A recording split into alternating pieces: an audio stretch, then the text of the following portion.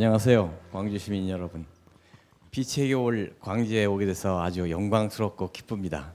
제가 오늘 여러분들한테 드리고 싶은 이야기는 지금 우리가 서 있는 주소, 그리고 지금까지 어떠한 과정으로 서양과 동양이 충돌해 왔고, 그리고 어떻게 또 아시아가 다시 새롭게 떠오르고 있는가, 거기에서 우리가 찾을 자리가 어디인가에 대해서 대충 말씀드리고자 합니다. 근데 잘 아시다시피 저는 사회학자가 아니죠. 정치학자도 아니고, 그리고 또 뭐 무슨 문화인류학자도 아닙니다. 만화가입니다. 만화가이기 때문에 어떤 면에서는 굉장히 자유롭게 세상을 볼 수가 있어요. 어떤 학문적인 어떤 편견이라든지 부담 없이 그냥 전 해외여행 가면 제일 먼저 보는 것이 시장하고 술집입니다. 그 안에 그 사람들의 삶이 있고 또 진솔한 이야기가 있고, 그래서 학자들이 느끼는 것과는 달리 이 만화를 그리는 사람의 눈으로 본 세계지만 나름대로 이 세상에 흘러가는 그러한 모습들에 대해서 오늘 말씀을 드리고자 합니다.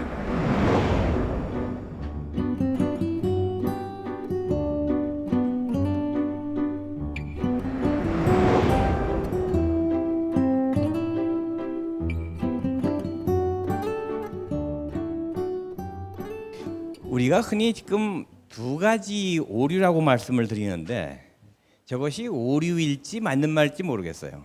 그런데 일반적으로 그런 식으로 얘기하죠. 글로벌화한다. 글로벌화한다 그러면 우리가 잠재적으로 모르게 글로벌화한다는 건 당연히 서구화하는 것이지, 서구화하는 것은 다시 이야기해서 그건 아메리카나이즈 하는 거 아니냐. 그래서 전 세계적으로 보면은 이렇게 그 글로벌화, 아메리카화에 대해서 반대 의견도 많고, 반글로벌레이션에서 이렇게 한 사람들의 이야기는 미국화가 싫다, 서구화가 싫다, 이런 식으로 얘기를 하는 것이죠. 그리고 또 하나는 근대화라는 얘기는 다시 얘기해서 근대화가 될 수도 있고 선진화가 될 수도 있겠습니다만은, 그 근대화라는 것은 곧 서구화하는 것을 얘기하는 거다, 이렇게 얘기하지 않습니까? 일반적으로 우리가 이렇게 생각을 해왔는데 사실은 이것이 우리가 지금 보고 있고 또 지금 진행하고 있는 그런 것으로 볼 때 진정한 글로벌화라는 것은 서구화, 미국화 그것이 아니고, 그 다음에 세계 호환성을 전제로 한 로컬리즘이라는 얘기죠.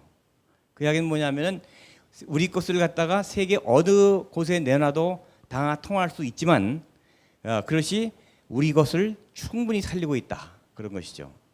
또 한 가지는 이 근대화에 대한 그 오해인데, 지금까지 우리가 얘기하고 있는 근대화라는 것은 제일 서양 사람들이 자기네 것이 바로 근대화라고 얘기하지 않았습니까? 거의 200년 가까이 세계를 지배해 왔기 때문에.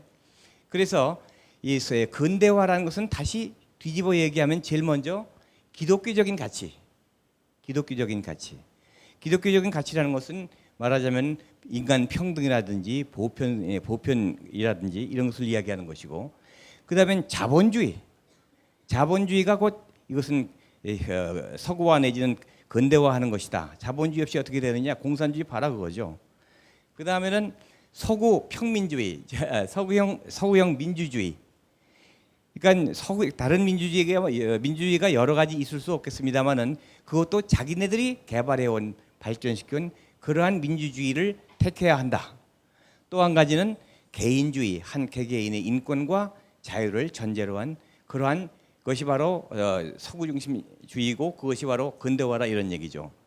그러나 방금 말씀드렸듯이 21세기에 들어와서는 이제 글로벌화의 특징이라는 것이 미국화하는 것이 아니라 오히려 글로벌화에서 미국화하는 그 지역은 유럽이나 서구 그 안에서만 미국화가 되는 것이죠. 오히려 아시아라든지 다른 지역에서는, 라틴 아메리카라든지 거기서는 미국화한다기보다는 자기네 특성을 살리되 자기네 특성을 세계화하는 호환성을 기르는 그것이 글로벌화이고, 또 한 가지는 근대화라는 것은 서구적 근대화가 아니라 자기네 로컬의 특징을 살려나가는 이러한 것을 근대화라고 얘기하는 것이 오늘날의 현실입니다. 근데 이제 일반적으로 서양 사람들은 참 믿고 싶지 않겠죠. 지금까지 세계를 거의 200년 이상 지배해 왔고, 또 자기네 것이 진짜 세계 정답인 것처럼 얘기하고 있지만 이 사람들은 믿고 싶거나 믿고 싶지 않을지 모르지만은 서양의 영향력은 점점 줄어들고 있습니다. 한 예로 제가 지금 머리가 나빠서 여기 적어왔는데 1950년대만 하더라도 미국의 총 생산이 동아시아를 전부 합한 것, 한국, 중국, 일본 다 합한 것의 3배였습니다. 1950년대. 그리고 아시아 전체를 합한 GDP, 총 생산의 미국이 1950년대 2배였습니다. 그런데 2001년에 와서 미국이 차지하는 그 총 생산이라는 것이 동아시아 3나라보다 적고, 그리고 아시아 전체를 합한 거에 3분의 2도 안 되는 그런 만큼 위축이 되어 있는데, 그것이 2001년 이야기니까 그 다음에는 더 내려가면은, 그러니까 2010년, 11년 때 오면 훨씬 더 들어간다는 얘기죠. 그만큼 미국이나 유럽이나 이런 사람들이 서구가 이 세계적으로 미치는 영향력이 점점 줄어들고 있는데 반해서 중국이라든지 이 동아시아의 한국 내지는 싱가포르, 말레이시아 이런 데서 올라가는 그런 경제적인 능력이란 것이 앞으로 굉장히 좀 발달하고 있다, 이런 면으로 볼 때는 서구라파의 식민지, 서구라파의 그러한 영향력이 점점 줄어들고 있는 것은 사실이라는 얘기죠. 그러니까는 서구 중심적인 그 조류가 이처럼 쇠퇴하고 있는 것은, 이것이 쇠퇴라기보다는 이건 200년 전의 어떤 사회 질서로 복귀해 가고 있다라고 오히려 볼 수가 있다는 이야기죠. 자, 그러면 왜 서구의 사고가 한계에 부딪힐 수밖에 없느냐? 우리는 그걸 한번 분석해 보고 가야 됩니다. 그래서 일반적으로 서구의 근대화의 근간, 그래서 서구 사람들이 강해질 수 있었던 그 3가지 중요한 요소로서 인간 중심주의, 그리스 정신, 그 다음에 평등 사상과 그리고 로마법, 유대주의, 기독교 등등을 할 수 있는데, 정작 이것은 일반적인 이야기고 더욱 중요한 것은 제가 굉장히 존경하는 영국 철학자가 한 분 계십니다. 그 양반이 그 버트란드 러셀이라는 분인데, 여러분 들어보셨죠? 버트란드 러셀이 1820년에 북경을 가가지고 1년을 중국을 보고 강의를 하고 나서 1921년에 책을 하나 쓴 게 있습니다. 북경일기인가 뭔가 그런 책을 썼는데, 그 책에 나오는 내용에 저는 깜짝 놀라서 기절하는 줄 알았어요. 그 버트란드 러셀이 1921년에 뭐라고 책 썼냐 하면은, 일본은 언젠가 미국과 전쟁을 할 것이고 그 전쟁을 통해서 일본은 패망할 것이다 이렇게 썼습니다. 이것은 중국과 그리고 일본과 아시아를 기소로 먼 것 같은 그런 의미 아니라 정확하게 본 사람이기 때문에 이런 진단이 가능한 거죠. 2차 대전이 일어나기 25년 전에 한 이야기예요, 이 사람이. 근데 이 버트란드 러셀이 참 제가 놀라운 것이 동양과 서양을 딱 3마디씩으로 정리를 했어요. 그래서 버트란드 러셀이 얘기한 이 서양의 3가지의 중요한 요소, 첫 번째 플라톤. 플라톤이 누굽니까? 플라톤은 3대 그리스 철학자의 가운데 하나이고, 단지 꼭 플라톤이란 것이 아니라 그리스 철학을 상징하는 분이죠. 그리스 철학이 뭡니까? 인간 중심이죠. 그것이 인간 중심인데, 그 인간 중심의 핵심적인 상황은 뭡니까? 에고죠, 에고. 나. 당신이 아니라, 우리가 아니라 나. 이 세상에 나밖에 없는 거죠, 나. 이것이 그리스 철학 플라톤이 상징하는 이야기입니다. 그 다음에는 두 번째 러셀이 얘기한 서양 문명의 핵심은 바로 유대경전이다. 이 유대경전이라는 것은 바로 유대교가 너무 민족적이고 폐쇄적이기 때문에 그것을 보편화시키기 위해서 기독교가 된 거 아닙니까? 이러한 기독교, 유대교, 그리고 이슬람교 모든 것이 이 유대경전에서 나오는데, 유대경전에서 나오는 그 핵심적인 단어가 무엇이냐면은 절대신, 유일신 개념 아닙니까? 이것은 이 유대교밖에 없는 개념이에요. 세계 다른 종교 어느 종교에도 없는 겁니다. 그 종교가, 이게 영어로 얘기해서 ridiculous한 이론인데, 괴팍스러운 이론인데, 오직 하나의 신이요 절대적인 신, 그것이 진짜 동양에는 전혀 존재하지 않고 오로지 유대교만 나오는데, 유대교를 받아들이면서 기독교화되고 기독교가 세계에 전파하면서 완전하게 이것이 정답처럼 지어 있는 절대와 유일, 이 개념이 바로 서양 사상의 핵심이라는 이야기죠. 세 번째로 얘기하는 것이 누구냐면 바로 갈릴레오입니다. 갈릴레오는 뭐의 상징이냐면은 과학의 힘을 바탕으로 한 기계 생산을 통한 파워입니다. 힘. 그렇죠? 자, 그러면은 지금까지 플라톤, 나는, 그죠? 그 다음에 유대경전 절대적이고 유일한, 그리고 갈릴레오의 파워, 이걸 하나의 문장으로 만들면 서양 사람들의 근본적인 의식 구조는 나는 신 이외에는 절대적이고 유일한 파워다 이거예요. 나는 이 세상의 신 외에 가장 절대적이고 유일한 힘이다. 그러니까 서양 사람들에게는 공존과 타협 그리고 화해란 것이 아니라 굴복을 하든가 굴복시키든가 둘밖에 없죠. 그래서 콜럼버스 이후에 저기 그 남아메리카에 간 서양 사람들, 동남아시아에 온 사람들, 그 사람들 언제 원주민들하고 오손도손 같이 공존해서 살아가는 거 보셨어요? 전부 잡아먹고서 식민지 만들고 착취하고 그랬잖아요. 이게 왜냐? 서양 사람들의 근본적인 의식 구조가 나는 절대적이고 유일한 힘이기 때문에 너는 굴복하고 네가 굴복 안 하면 내가 굴복하든지 이거 아니면 저거 이게 타협이 없다는 얘기죠. 근데 이것은 먹고 먹히는 19세기, 20세기까지 이게 통했습니다. 근데 이제 21세기에 들어와서 20세기 후반에 들어오면서 모두가 다 같이 힘과 똑같이 힘이 강해지고 또 어떤 권리 같은 것이 중요해지고 국가 간의 국회가 개선되고 잡아먹고 그 굴복시킬 수 없는 그런 시대가 보니까 내가 절대적으로 군림한다. 이건 있을 수가 없는 얘기죠. 그러다 보니까 당연히 서구적인 그런 사고방식은 완전히 유아 독존적인 그러한 사고방식은 벽에 부딪힐 수밖에 없다는 거죠. 이것이 바로 서양 사고의 그 한계라는 겁니다. 그런데 이 러셀이라는 분이 또 정리한 아시아의 사고방식은 뭐냐? 딱 세 가지로 정리가 됩니다. 노자입니다. 노자는 뭐 한 사람이라는 얘기도 있고 한 학자 그룹이라는 얘기도 있고 하지만 여하튼 간에 아주 동양에서 최고의 오래된 그런 그 선지자이고 또 철학자들인데 그 노자 사상의 철학은 뭐 전 잘 모르겠습니다만은 대충 자연과 그리고 자신에 대한 성찰, 인간과 자신에 대한 성찰과 조화 이것을 노자 철학이라고 그러죠. 다시 얘기해서 노자라는 것은 자연과 자신에 대한 인간에 대한 성찰과 타협과 화협.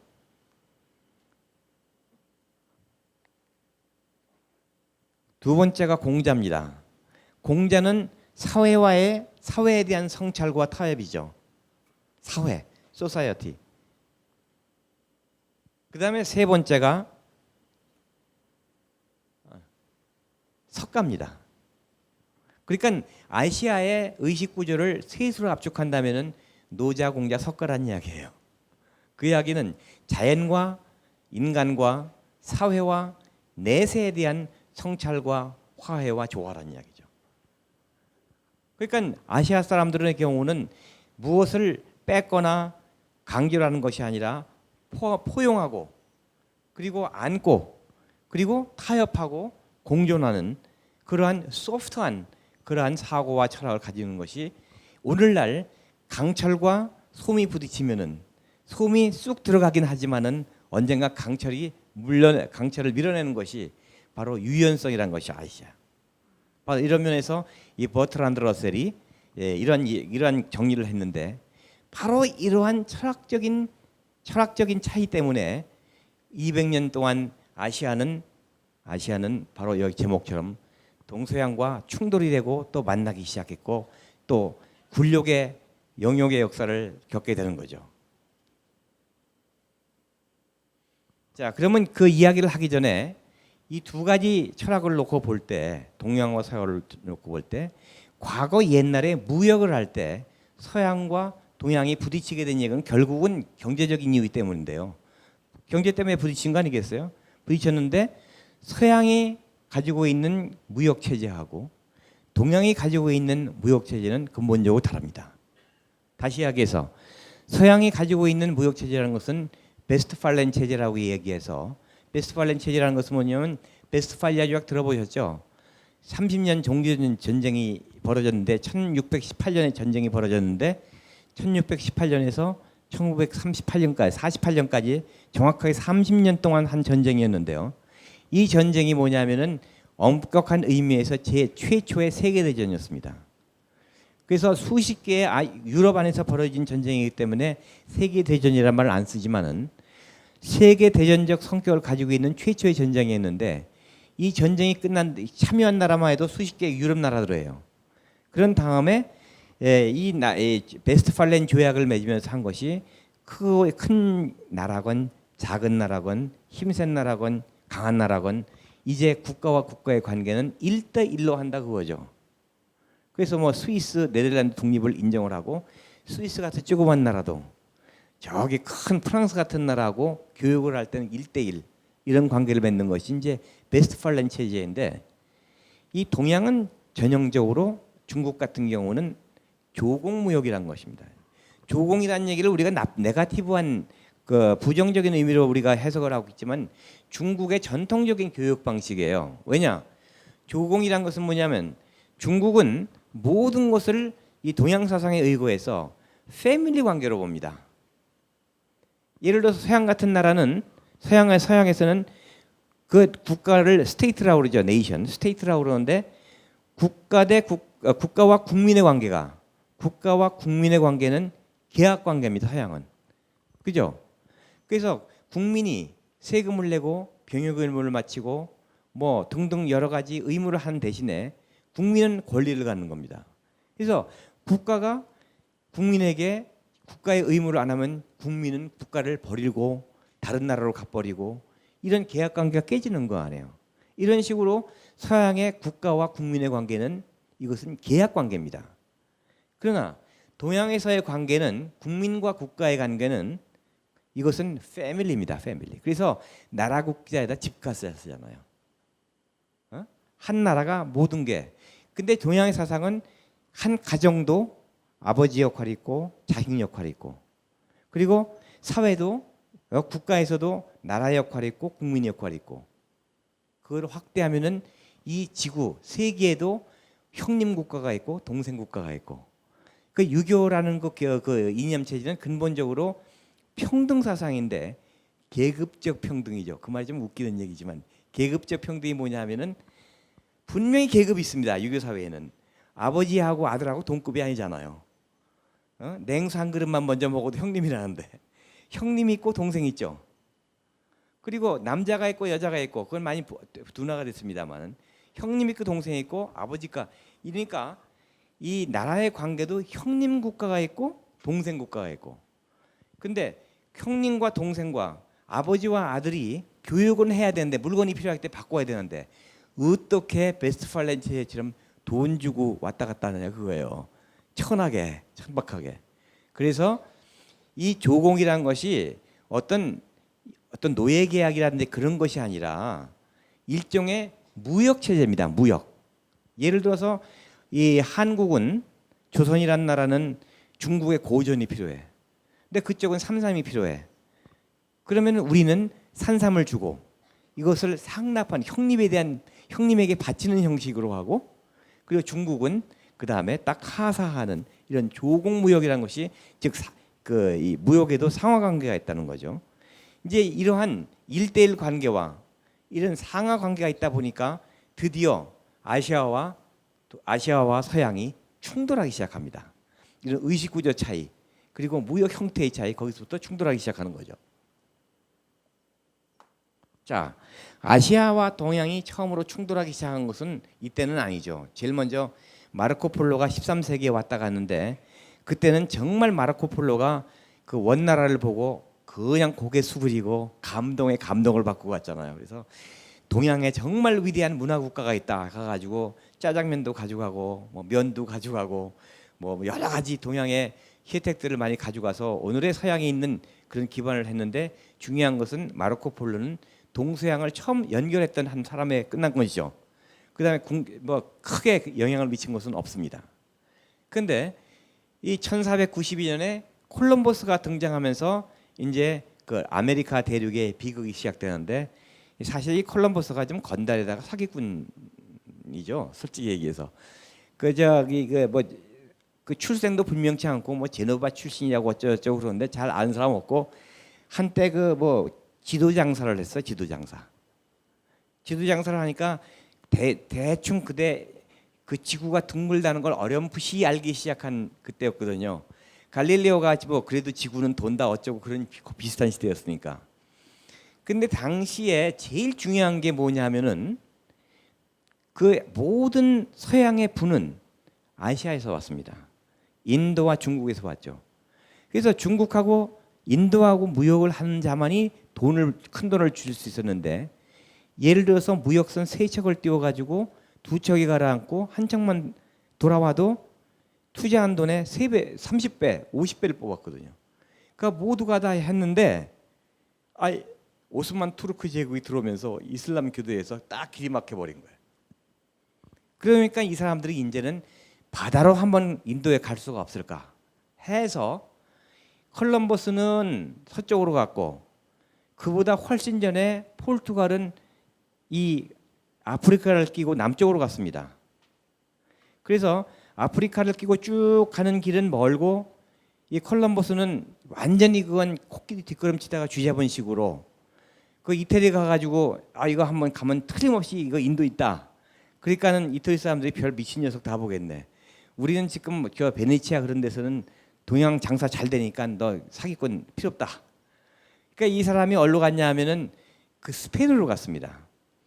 포르투갈은 벌써 진출을 하고 있고 아프리카 쪽으로 진출을 하고 있고 스페인은 그때 막 기세가 올라가고 있을 때였는데 콜럼버스가 와가지고 딱 우리가 배 3척만 주면은 내가 대박 물어다 주겠다.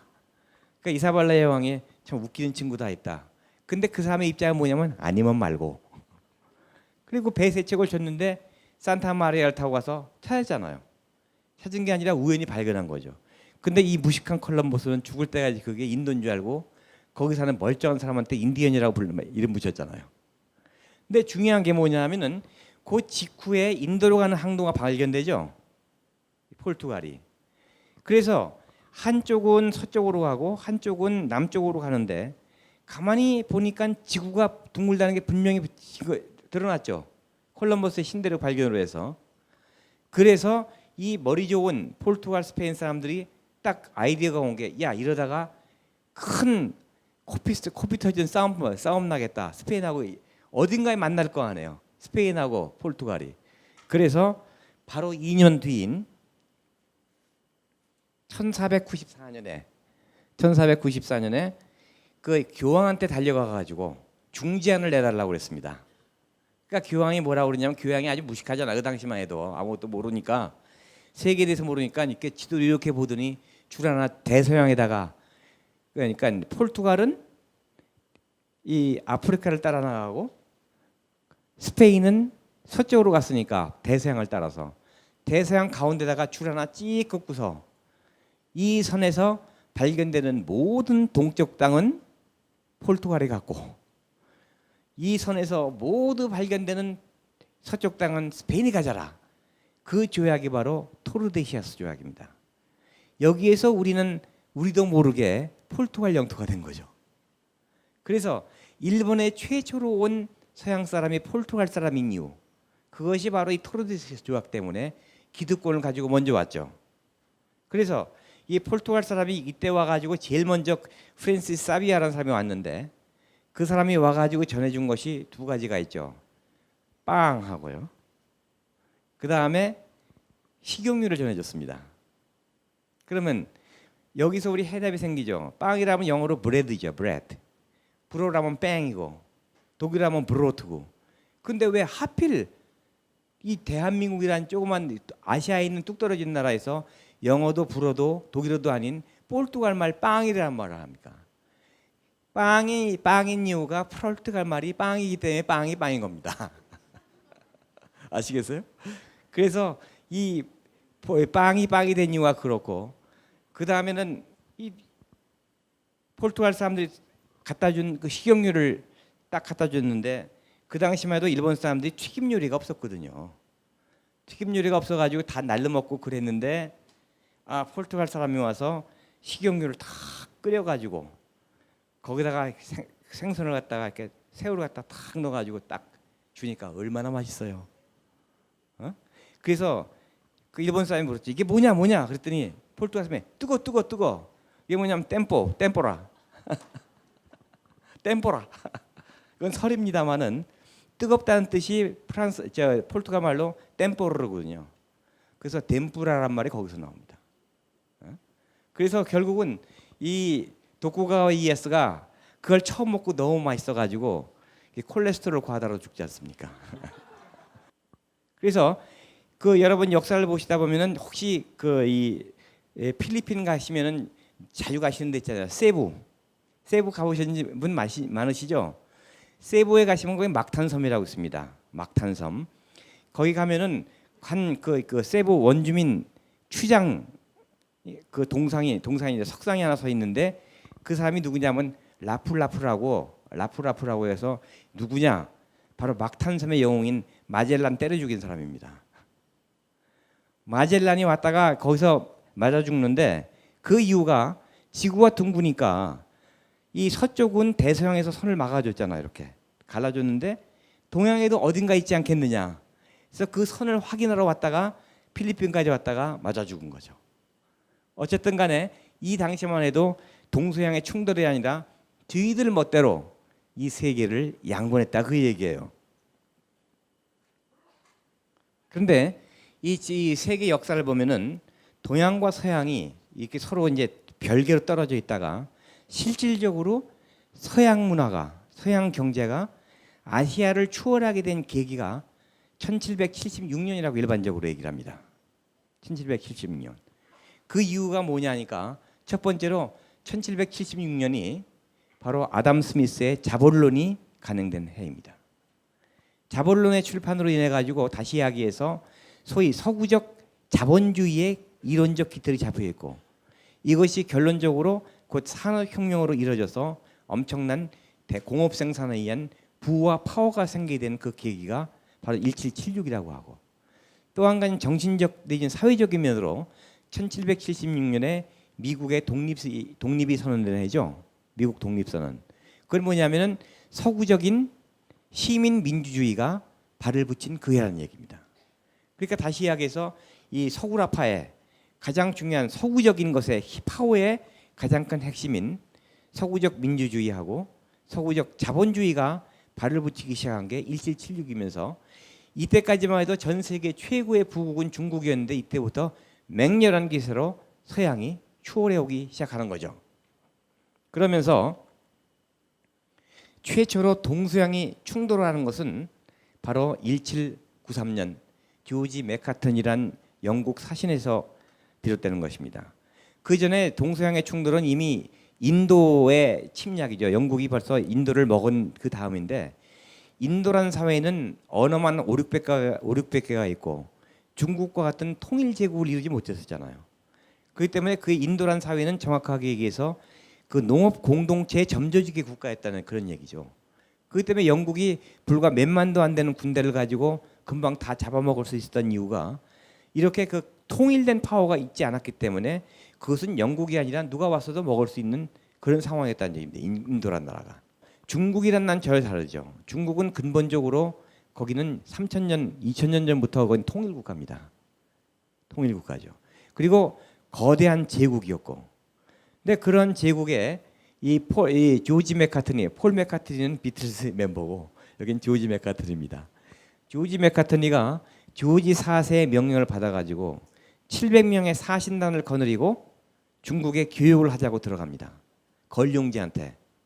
자, 그러면은 여기에서 제가 아까 말씀드렸던 소위 조공무역제와 베스트팔렌 체제의 충돌이 처음으로 벌어지는 거죠. 그러니까 조지 맥카트니는 당연히 베스트팔렌 체제에서 영국과 중국과 1대1로 교역을 하자 그 얘기죠. 근데 중국이 일때 야 정말 너희들 웃겨도 한참 웃기는 나라구나. 너희 같은 야만 국가하고 중국이 어떻게 1대1로 교역하느냐. 그 전에 너희는 우리의 조공을 받아들여라. 조공을 바쳐라. 조공 관계를 맺자는 얘기죠. 그러면서 중국이 제일 먼저 요구한 것이 뭐냐면은 3배 9 고두를 요구했습니다. 삼배구 고도라는 게 뭐냐면은 그 어떤 사람도 중국 천자를 만나면은 삼배 세 번을 절을 하고 그다음에 고도라는 것이 땅바닥에 머리를 찢는 겁니다. 9번 아주 천한 말로 머리를 박아야 돼요. 천자 앞에. 영국 사람한테 1대1로 무역하자고 온 사람한테 천자 앞에 세 번 절하고 머리 세 번 박으라니까 말 듣겠어요? 그러니까 택도 안 되는 얘기죠. 서로 간에. 그러니까 영국 사람이 볼 땐 저 웃기지도 않는 얘기지. 대영 제국, 대영 여왕님의 사신으로 왔는데 1대1 사신은 왕과 똑같은 존재인데 그 사람한테 머리를 9번 박으라니 말이 되겠어요? 그건 단칼에 그건 거부를 했고 중국 황제가 볼 때도 저 야만족이 와서 어디 1대1로 맞짱 뜨자고 그러냐 이거죠. 그러니까 당연히 거부가 된 거예요. 그래서 이 조지 맥카트니가 그 딱 영국 의회에 가서 한 얘기가 뭐냐니까 중국이란 나라는 그냥 빈속으로 말로써 틀 수 있는 교육을 틀 수 있는 나라가 아니다. 우리가 중국과 교육을 틀 수 있는 일은 파워밖에 없다. 무력밖에 없다. 그래서 이제 드디어 동양과 서양의 본격적인 충돌이 시작되는 것입니다. 소설 같죠?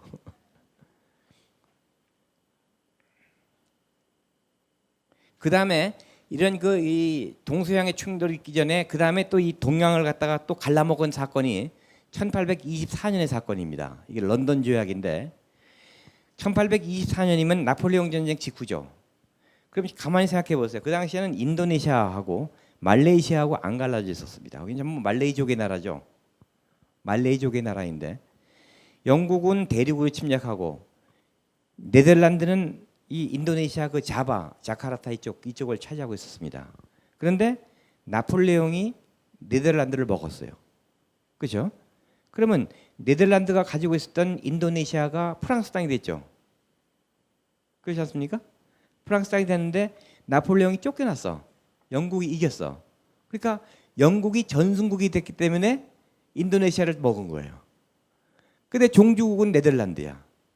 분쟁이 벌어질 수밖에 없죠. 그래서 야 이거 안 되겠다. 우리끼리 싸울 게 아니라 갈라먹자 해가지고 1824년에 런던 조약을 맺어가지고 말라카 해협을 중심으로 해서 싱가포르 그쪽 있죠.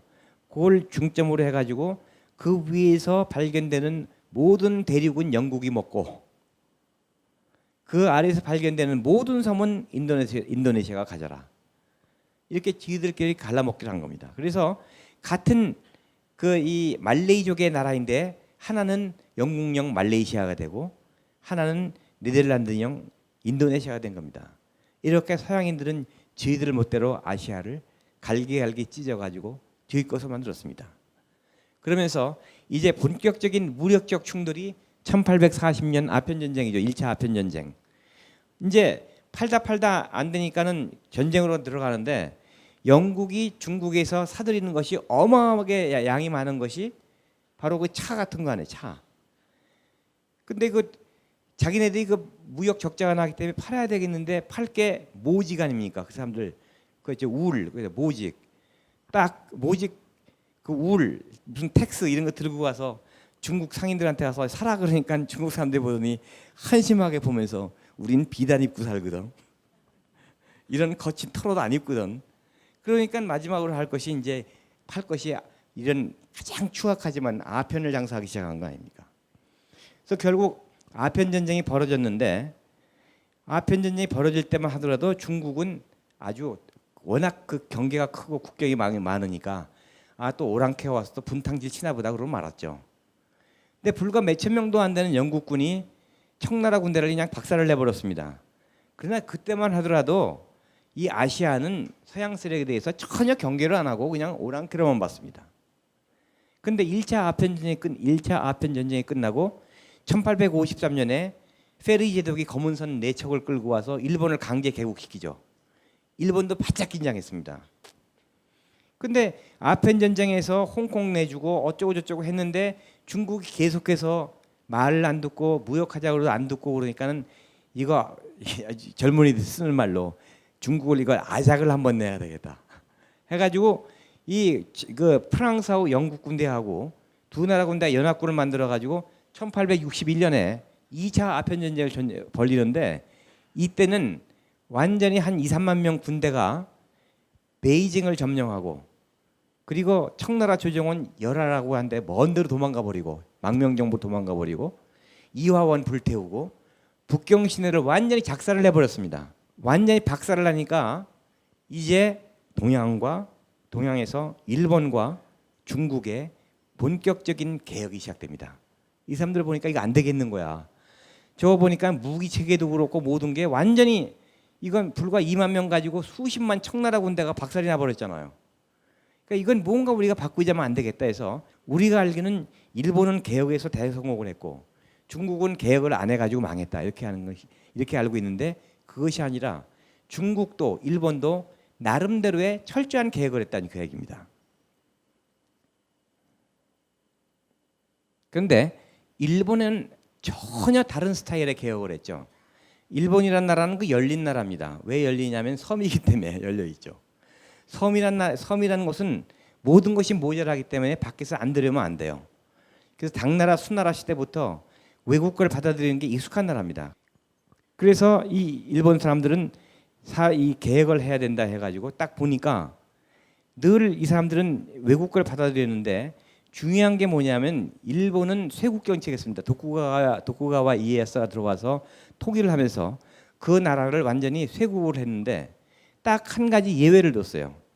네덜란드에 대해서는 예외를 뒀습니다. 그래가지고 저기 나가사키 가보셨죠? 거기 가면 데시마라고 있죠. 거기 조그마한 인공섬이 하나 있습니다. 거기에 집을 짓고 네덜란드 사람은 거기에 살면서 교육을 했는데 1년에 한 번 그 네덜란드 선장이 오면은 새로운 물건을 가지고 도쿄 에도에 와서 쇼군 장군을 만나 가지고 세상 돌아가는 물정을 얘기해 줍니다. 그래서 그 이 일본의 통치자는 유럽에서 뭐가 어떻게 돌아가고 있는 것을 다 알고 있었다는 이야기죠. 거기에 비해서 중국이나 한국은 전혀 모르고 있었던 그런 상황입니다. 그래서 일본은 세상 돌아가는 거 딱 보고 딱 그 유럽 가보고 중국 저기 그 미국 가보고 다 본 다음에 우리는 계획을 하는데 우리를 완전히 버리지 않고 다시 태어나지 않고는 계획을 이룰 수가 없다. 그래서 소위 메이지 유신, 명치 유신을 하면서 내건 국가적 슬로건이 여기 말씀드리는 탈라 입구 보이시죠? 탈라 다스아 뉴오 그리고 화혼양제 와권 료사이 이 두 가지를 국가적 전략으로 삼습니다. 개혁의 전략. 그 이야기는 뭐냐면 탈라 입구 우리는 아시아인으로 태어났지만 모든 아시아를 버리고 아시아적인 것을 버리고 단지 피부색만 못 바꿀다 뿐이지 머릿속부터 발끝까지 완벽하게 아시아를 버리고 유럽으로 들어간다. 유럽화한다. 또 한 가지는 화혼양제. 우리는 일본의 혼을 가지고 일본의 장인 정신을 가지고 서양의 학문과 기술을 더욱 발전시킨다.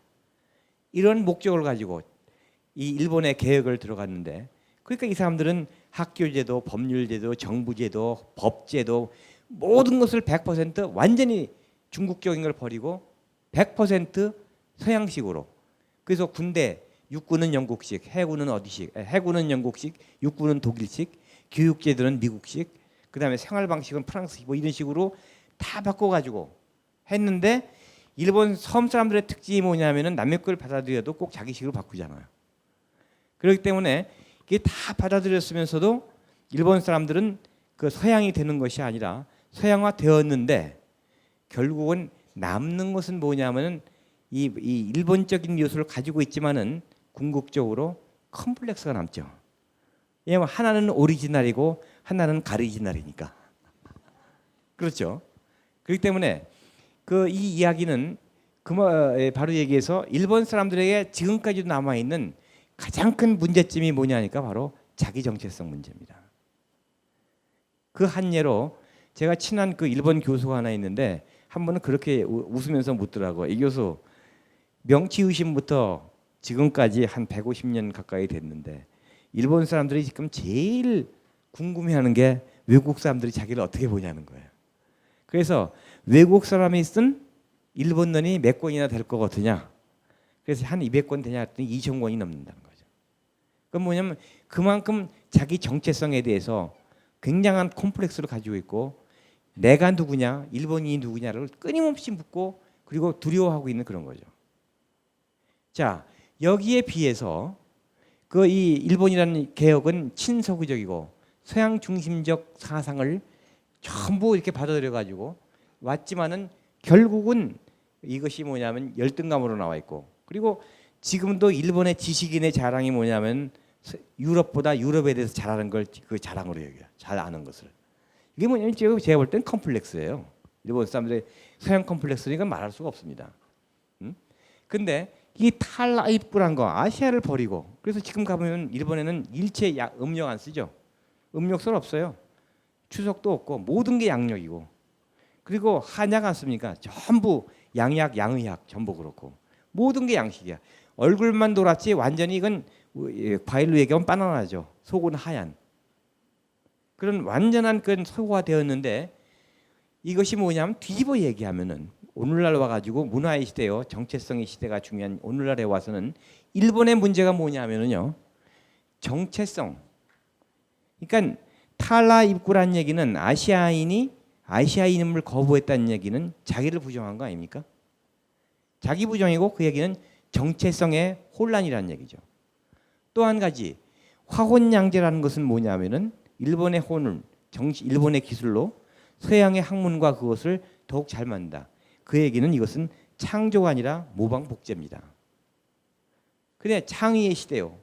그리고 문화의 시대요. 콘텐츠의 시대라는 오늘에 와가지고 일본이 겪고 있는 뭐냐면은 일본을 세계의 제2의 경제 대국으로 이끌어 올렸던 그 원동력이었던 개혁 정신, 탈라입구 화혼양제란 것이 제2의 경제 대국이 되는 순간 이미 그것이 동력 성장이 멈춰버리고 이제 어디로 가야 될지 방향이 없는 겁니다. 그래서 여러분 기억하실 겁니다. 일본이 비실거리기 시작한 게 1980년대 말부터예요. 그때가 제2의 경제대국이 된 직후에. 그 다음부터 지금까지 20년이 넘게 비실비실 갈팡질팡하는데, 이게 뭐냐면 나라가 어디로 가야 될까 하는 설정 목표가 없고, 목표가 없다 보니까는 이것이 성장 동력이 없는 거예요. 그래서 일본의 가장 큰 문제는 뭐냐 하면 지금 일본이 어디로 가야 될 것인가 하는 방향이 없다는 이야기죠. 그렇기 때문에 일본이 앞으로 계속해서 정치하면 정치했지 이러한 국가 전략이 없는 한 절대로 다시 부상하기가 어렵다는 것이 그래서 일반적인 전망입니다. 그리고 또 이 일본의 민주주의라는 것은 우리 한국의 민주주의하고 달라가지고 한 번도 국민이 나서가지고 쟁취한 적이 없어요. 명치유신 때 요만큼 주고, 그 다음에 다이쇼 데모크라시 때 요만큼 주고, 2차 대전 후에 요만큼 주고, 그래서 제가 이거 붙인 이름인데 일본의 민주주의는 배급형 민주주의다. 위에서 내려준. 그런데 일본에 비해서 중국의 개혁은 근본적으로 달랐습니다. 왜? 중국도 양무운동이라고 해가지고 버린 운동이 그 명치유신에서 얘기한 탈라입구가 아니라 중체서용, 중국의 시스템과 중국의 이데올로지는 유지하는데 서양의 기술과 학문을 이용한다. 그 얘기는 뭐냐면 중국과 일본의 근본적인 차이란 건 뭐냐면은 중국에는 중화사상이라는 게 있습니다.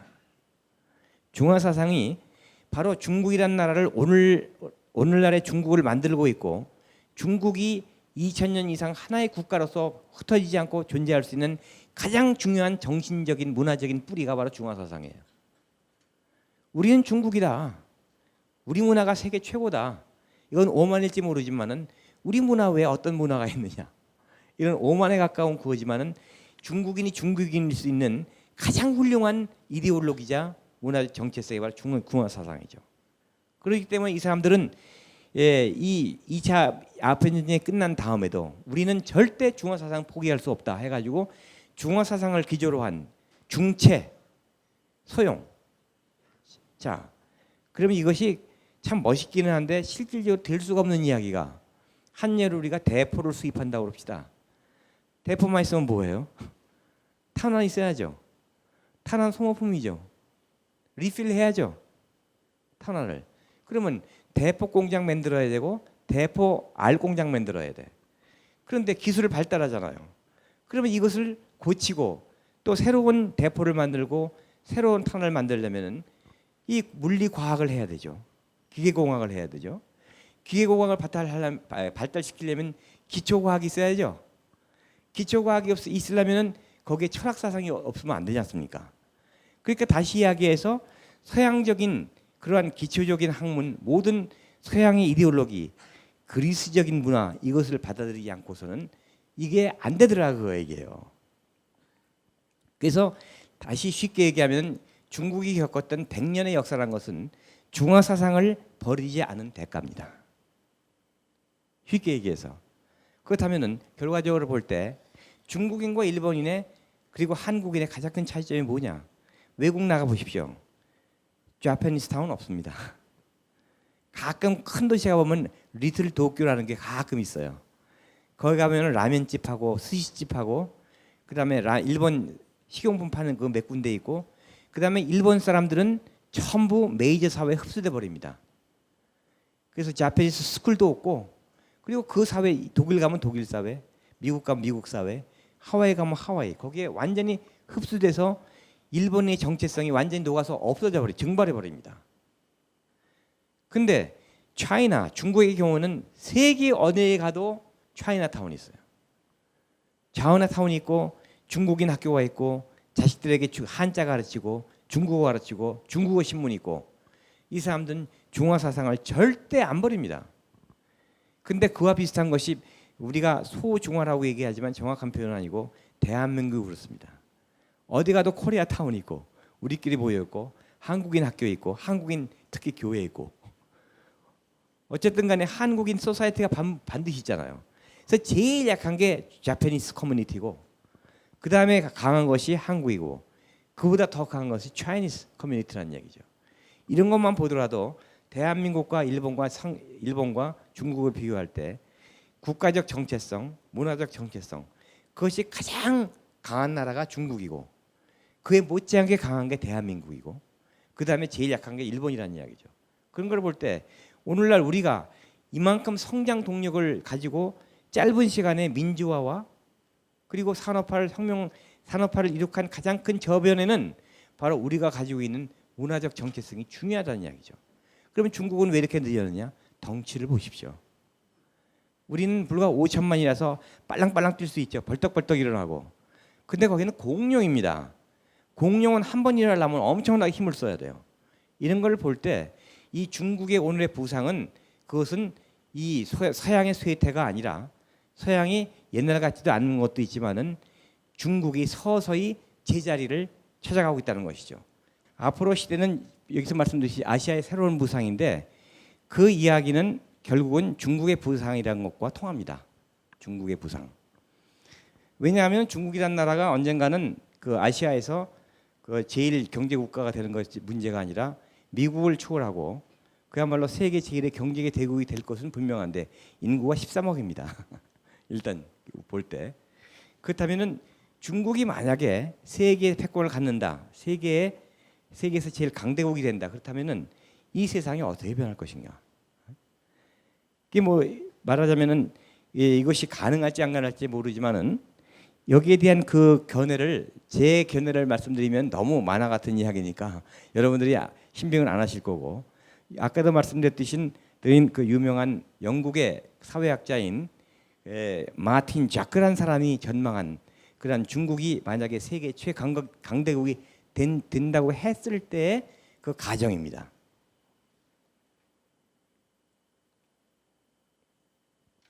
중국이란 나라는 일반적으로 우리가 생각하는 다른 국가들하고는 근본적으로 다른 나라라 이거죠. 다른 나라가 민족 국가입니다. 국민국가. 국민국가라는 것은 다시 말해서 민족을 단위로 한 솔직히 얘기해서 이것은 좀 더 정확하게 얘기하면 나폴레옹 전쟁 이후에 등장하기 시작한 민족 국가를 얘기하는 거죠. 그러니까 18세기에 등장하기 시작한 그러한 민족 단위의 국가들을 국민국가라고 얘기하는데 중국은 이미 3,000년 전부터 하나의 나라였습니다. 그리고 지금까지도 하나의 나라이고 그리고 앞으로도 하나의 나라입니다. 아시아의 나라들이 그렇죠. 한국도 그렇고 한반도도 그렇고 일본도 그렇고 일본도 지금 뭐 거의 지 말로는 뭐 만세일계라 가지고 천황으로 인한 그것인데 일본이라는 나라도 거의 2000년 가까운 역사 동안에 안 없어지고 그대로 유지됩니다.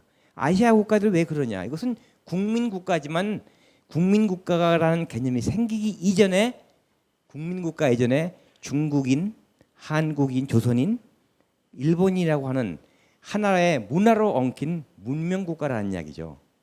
그래서 아시아 국가들의 특징은 이 서양의 국가들하고 달리 봐야 되는 것이 각 개개인의 각 나라들의 그런 이합 집산하는 체코하고 슬로바키아 보십시오. 붙었다 헤어졌다가 좋으면 헤어지고 뭐 싫으면 붙고 뭐 이런 것이 아니라 이것이 우리가 민족 단위를 따지기 이전에 이미 존재하고 있었던 하나의 문명 국가라는 것이 근본적인 차이라는 얘기죠. 그다음에 이 주변 동아시아 국가들과의 관계를 조공 관계에서 볼 것이다. 이것은 지금도 중국의 변하지 않은 원칙입니다. 이 조공이란 것이 아까도 얘기했듯이 네거티브한 의미가 아니라 그 형님 국가가 해야 될 역할이 있고 아우 국가가 할 역할이 있고 그것을 패밀리 관계에서 그런 관계를 유지해 나간다. 그 한 산예가 뭔지 아십니까? 지금 북한과 중국의 관계 보십시오. 이게 조공 국가예요. 그러니까 김정일 국방위원장이 아드님 모시고 와서 얘가 황태자입니다 하고 신고드리고 그리고 그래도 되겠습니까 하고 윤허받고 그게 뭐냐면은 그러니까 이 중국은 그 형님 국가에서 이 조선이라는 나라가 참 못 사니까 이유 없이 뭐 쌀 줘라 뭐 줘라 이렇게 대주고 있는 그런 관계가 나오는데 그러면 우리와 같은 거의 베스트 팔렌 그런 스타일의 그런 국가와 어떤 관계가 될 것이냐 그것을 우리가 생각해 보자는 거죠. 중국이 이런 나라니까 거기에 대답을 내면 벌써 전 예언자고 위대한 사회학자인데 이제 중국이라는 나라의 정체가 이러니까 좀 우리가 이제부터 우리의 사고방식과 우리의 정체를 다시 확인해보고 정립해 나가자는 이야기죠. 또 한 가지는 중국은 특유의 인종관과 민족관이 있다는 얘기입니다. 그게 중국이라는 것은 하나의 민족으로 이루어졌죠. 거기 55개 소수민족이 있지만은 그래서 이 나라를 민족국가라고 보기가 어렵다. 그리고 중국은 1949년 이후에 공산국가였다. 그리고 이것은 절대 앞으로 변하지 않을 겁니다. 이건. 그래서 공산당 망한다? 저는 그렇게 안 봅니다. 중국 공산당은 중국 사람들이 얘기하죠. 중국 공산당은 어머니다. 그 이야기는 뭐냐면 이 공산주의가 일어나고 중국 공산주의입니다. 중국 공산주의 일어나고 유교이 일어나고 같은 거 상당히 일맥상통하는 것 같아요. 다시 얘기해서 공산당의 어머니라는 이야기는 뭐냐면 다시 얘기해서 중국 사회란 것은 하나의 거대한 냄비 속에 들어있다는 그 얘기죠. 모두가 다 공동체라 그런 얘기입니다. 근데 그 공동체라는 것이 기본적인 틀이 모두가 고르게 나눠 먹고 사는 공산주의라고 하는 틀인데 중국에서 허용되는 모든 자유와 인권과 그리고 어떤 주의라든가 그것은 그 안에서 허용된다 그 얘기죠. 그 서양 사람들이 뭐 얘기하는 그 사람들이 자기네 눈으로 봐서 중국이 이렇게 막 무너진다. 제가 볼 땐 그건 그럴 가능성은 없다고 저는 봅니다. 그런 의미에서 중국은 앞으로 민주화가 된다는 이야기는 중국 공산당 내에 다당제가 생긴 건 가능하겠죠. 중국 공산당 내에 뭐 무슨 당 이런 식으로 생기게 하는데 중국이 공산당이 하나의 그 여러 개 당의 하나가 될지 모르지만은 중국을 앞으로 유지될 수 있는 가장 기본적인 틀이 될 것이다 하는 그런 이야기입니다. 그 다음에 이제 맨 마지막으로 중국의 근대화는 그 속도가 다르다. 지금 중국이 100년 동안 그 곤욕을 치르고 덩샤오팡이 들어온 것이 정확하게 1978년부터 들어왔죠.